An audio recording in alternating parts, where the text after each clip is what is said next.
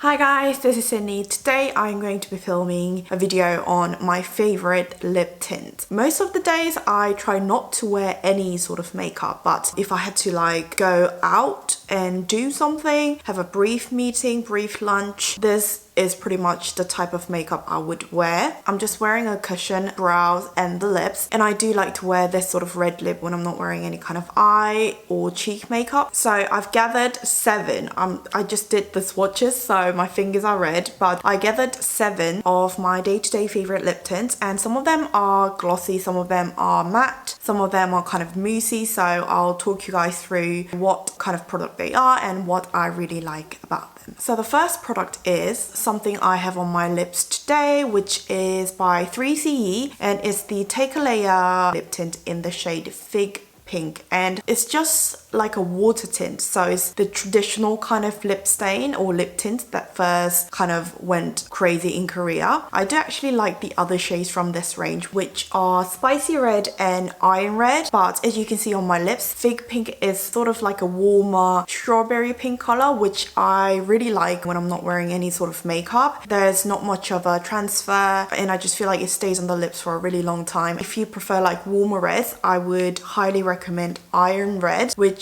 I feel like would be more suitable for any of you guys who prefer warmer kind of lips. And the second one I have here is by Peripera, and it's the Ink the Gelato, and this is in the shade number 1, Lively Red. And these Ink the Gelato range are very thin, and they do have the sort of like drier sort of consistency, and because of the consistency I feel like it goes on the lips really thinly, so it looks very natural on the lips. This shade I feel like just gives the perfect amount of color to the lips without being too much. So this particular shade has been my favorite shade from the range. I find this to transfer quite a bit, so you have to be careful of your teeth when you apply this. The Korean shade name actually contains the word apple, and I feel like it does look like that apple red, and it does have that apple sort of fruity scent too, which I love. So that's why I decided to include this in this video. And the next favorite I have here is by Misha, and it's their Wish Stone Tint Jelly in the shade RDO2.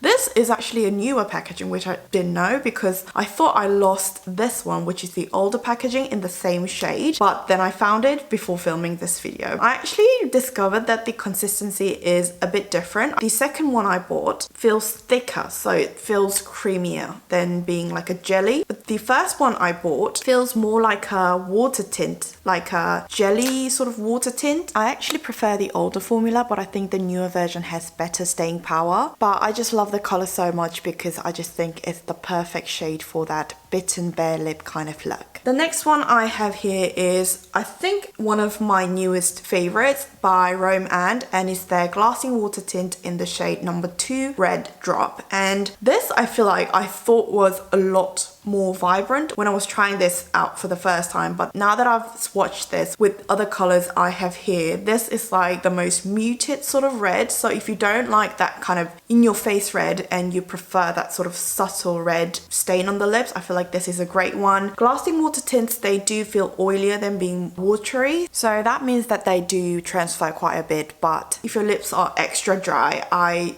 think these types of tints are better than just sort of water tints because you need that kind of oiliness on the lips in order for your lips to be not dry and not chapped. So that was one of my newest founds. Next one, I think I discovered this after the Glassing Water Tint, and it's by Bia. It's the Lucky Shine tint in number 5. This is like a thicker sort of a creamy tint, which is actually pretty similar to the Misha one. This is a cooler sort of pinkish red, which I actually find to brighten my complexion a lot better than orangey reds, and the staying power for this is pretty good considering that it's a creamier lip stain, and it has quickly become my new favorite. And the next one is the only sort of high-end brand one I have in this video, and I cannot not mention this because I do really like wearing this when I'm not wearing any sort of makeup, and it's the YSL Water Stain in 615, and I do really like the whole range, like I mentioned in my other,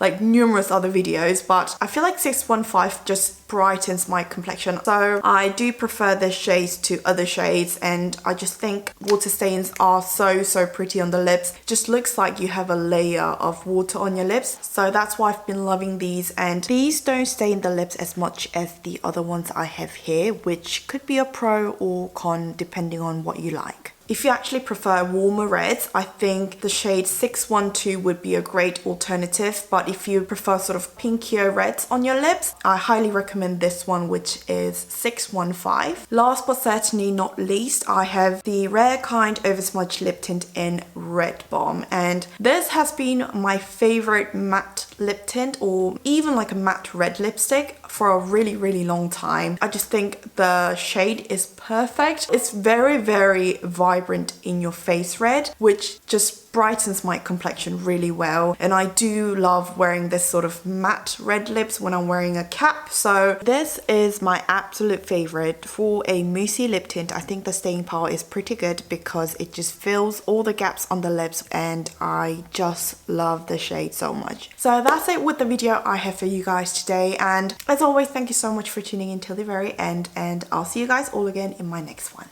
Bye!